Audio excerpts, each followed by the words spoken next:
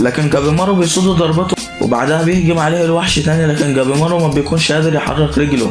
وساعتها يامادا بتقرر تهجم عليه لكنه ما بيحصلوش حاجه. وساعتها بيتعصب زينو جامد وبيمسك جابيمارو وبيزرعه في الارض بكل قوته.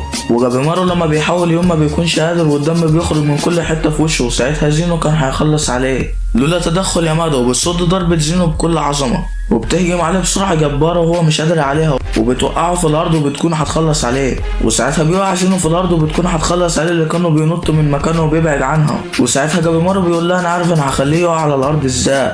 وساعتها بيفعل قوته الناريه وبيهجم عليه بيها، وزينو بيصد الهجمات دي والنار بدأت في الانتشار في كل مكان. ودي هي خطة جابيمارو، وهي انه هيحرق المكان عشان زينو يتخنق ويقع على الارض بسبب الدخان. وفعلا بتنجح خطته. وساعتها يامادا بتروح عنده وهوبا طريق السلام انت. وبعدها جابيمارو بيقول لي يامادا يلا نمشي من هنا بدل ما نتخنق احنا كمان. وساعتها بيطلعوا يجروا لحد ما بيوصلوا لاصحابهم واللي بيلاقوهم باصين